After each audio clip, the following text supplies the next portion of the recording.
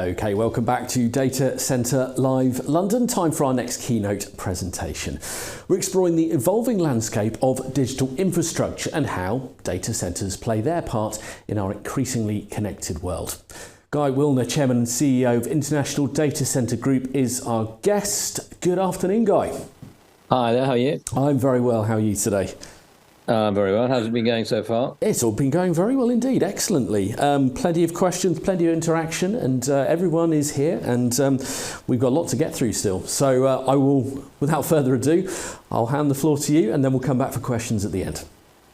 Right, so I'm just going to rattle on about the next 50 cities and data centers in general. So I've been in the industry since 1998, started our first data center business in 99 across Western Europe, and then joined the board of Terraco in South Africa in 2008 after exiting our first business to Equinix.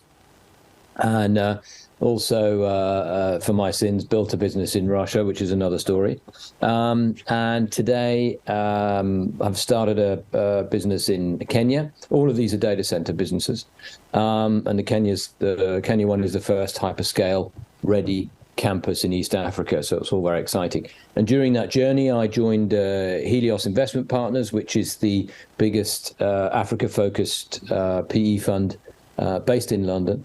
And they've also made a small acquisition in Morocco. So we got Morocco Data Center and Oronix, which is a new data center venture there, and looking at other places across Africa, right the way from Egypt to South Africa. So I've learned a lot from that, and it's a pretty exciting market. So I just wanted to talk a little bit about that. Obviously, the main focus for a lot of the hyperscalers over the past 10 years has been the US and Europe and some key cities in Southeast Asia. Obviously, Tokyo and Singapore come to mind, and then with Sydney in Australia. And then in the past 5 years, we've seen a lot of spreading out of that to further cities, going to Western Australia, going to across Southeast Asia. We're seeing the first data centers being built in Batum, for example, across the water from Singapore, which is very exciting. Developments in Johor and Cyberjaya in Malaysia next to Singapore, so you're getting big clusters building. We've seen Brazil with a whole load of exciting projects there, and I'm on the board of Elia Digital, which is one of the new data center players in the market there in 6 different cities. So we're seeing an outreach from the major hyperscalers and some of the bigger OTTs to get further deeper into the markets, and that's partly because they need more capacity, more access to more people, to more eyeballs, basically, and partly because the growth is slowing in their key markets. So it's a real driver. And then if you look at the demographics of some of those new regions, they are totally different to those in the Western, in the Western Hemisphere, and that's very exciting because obviously younger people are the ones who are using a lot of these apps more. And so the growth in those markets, the growth potential is enormous. So, get on my slide thing here. So there's a whole thing that I've been talking about, which is that there are 11 cities in the US with more than 1 million population. And yet I was saying recently there are 45 in Africa with more than 1 million. Well, it really depends on how you look at it. If you look at today's information, 2023, you're kind of nudging 80 cities with more than 1 million population versus 11 in the US. So what does this mean? It means that there's a lot of urbanization going on in Africa, a lot of these mega cities building, but also the population is growing. And we're going to see the population in Africa grow. It'll obviously top out as the economy is strengthened, then people will have less children and things will stabilize. But for the moment, we're seeing an average population in the 20s, whereas, for example, the average age in Europe is nudging 50 now. So you've got a massively different demographic here, massively different in terms of university leaders, engineers, tech people, and generally people interested in new technologies and looking to the future. It's a very optimistic continent. Things are still changing. You know, the freeway that goes around the town is being built, and people are looking forward to not being caught in traffic jams anymore. All the technology is helping. They might be getting their first refrigerator in certain cities. So there's a lot of optimism in the market, which you wouldn't see in, say, Western Europe, where all the freeways have already been built and everybody's got a refrigerator. So there's a lot of optimism, and that's driving people as well into sort of technological markets and looking forward. And there is some leapfrogging. You know, the classic one is M-Pesa, which was the first mobile e-payment system in Kenya back quite a few years ago now. But there's quite a lot of technological leapfrogging that will go on in sub-Saharan Africa and potentially in North Africa over the next 5 years. So not only does Africa as a continent have an enormous number of cities with over 1 million population, it will also probably double over the next 30 years. So that's a really enormous market, and it's far bigger. It will become far bigger than many others, such as European Union, for example. So you can't avoid a market such as that. Nigeria alone, with 220, 230 million people, is a massive market already, and is generating a lot of interest across the board, because that's a massive bunch of people. Can you imagine if only 10% of them were on e-banking? Then that's a big chunk of new business. If we look at the hyperscalers, they're really looking at 3 countries at the moment: South Africa, Nigeria, and Kenya. And looking at building regions in all those 3 locations. Difficult to feed Kenya from Nigeria or vice versa, because the distance is the same. Well, the distance from Lagos to Nairobi is the same as London to Baghdad. So you've got quite a long, it's quite a long distance to cover. So we're looking at 3 regions being built. When they will be built is a question. There are already regions being built in and have and open in Johannesburg and Cape Town, and so it's inevitable that we're going to get more regions in South Africa, and we'll get the first regions being built in Kenya and Nigeria probably next year, maybe the year after.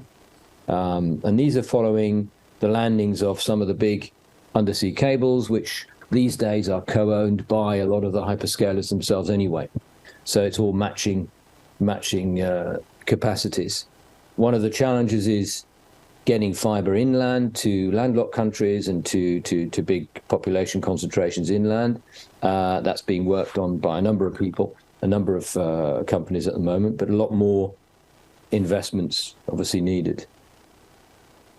It's a difficult place. But in the past few years, we've seen that Europe is not an easy place either. We've got somewhat, to a certain extent, moral hazard in terms of taxation in Europe now. We don't know what one country is going to change in terms of taxation.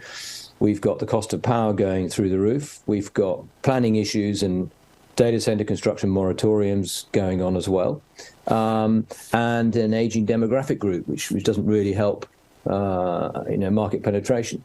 So Africa is actually becoming more attractive, partly because Europe's become slightly less attractive. So there's a sort of an equilibrium building here, which is generating a lot of interest in sub-Saharan Africa. Some numbers, they're always wrong. They're always, it's always difficult to get correct data, but this looks reasonable, I would say. So if you look at Europe today with the amount of data centers we've got, and you can take this all with a pinch of salt because who knows what definitions are, but in approximate terms, 1,000 or so data centers in Europe with 8,000 megawatts already in capacity, and then you look at the whole of Africa with 105 and 190 megawatts. It's tiny, tiny, tiny. So, in about 10 years we can imagine, or maybe 5 years, we can imagine upwards of 300, 400, 500 data centers in Africa, and at least 1,500 megawatts of capacity. If you translate that into capital requirements, then it's 12 billion required, which is, in the grand scheme of things, is not an enormous amount of money. The difficulty is each of these projects is very complex. Each country is a different country. This is not the European Union. This is not United States. These are different countries with different legal systems, different economic systems, different telecoms regulatory environments. And they're also massive. It's not a 1-hour flight between cities across Africa. So it's a big, big challenge. That 12 billion investment in data centers has to be matched with probably another 12 or 20 billion in fiber optic networks, undersea cables, telecom towers, 5G, 4G implementation, etc. There's a lot to be done. But therefore, it's a very exciting market because it's going to explode. So Europe and the US is more about incremental growth these days. Africa is all about step changes, and that's what I find exciting about this market. So that was Africa. I think South America is very similar. Brazil, with such an enormous population, with states which are almost like countries in themselves.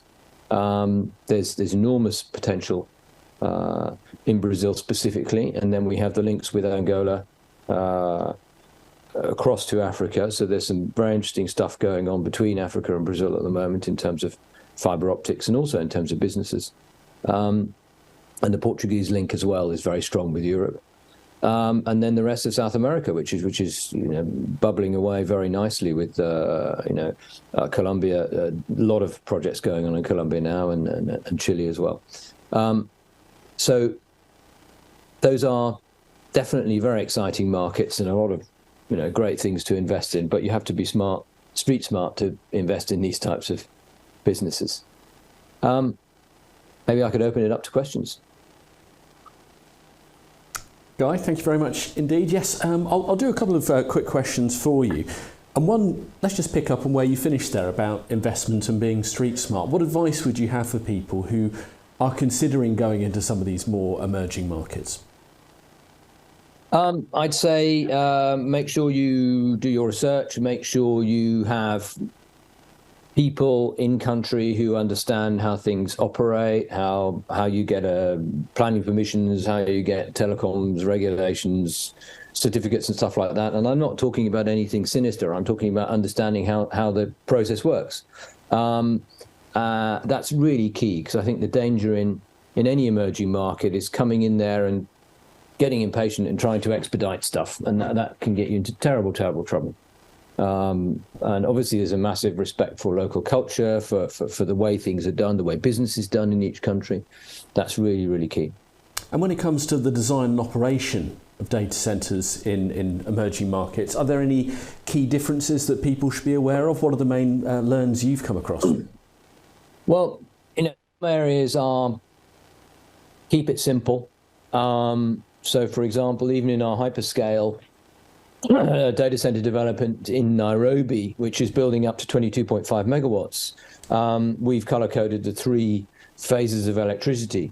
So you've got red, blue, and yellow, and that's much easier if there is a crisis or something, just to go and see the yellow UPS or whatever. So that's I think Ethics Everywhere did that as well in the past, and I think even SuperNat did that in the past, I think, in the US. So keep it simple.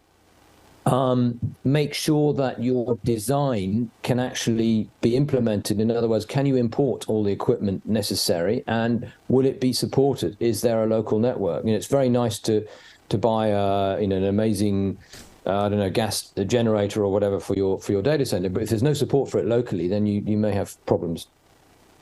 You say, do your research and be street smart. Guy, thank you so much indeed for your time. There's some fascinating insights there into some areas of the market that people wouldn't be familiar with. So thanks ever so much for joining us here at Data Centre Live London. Thank you.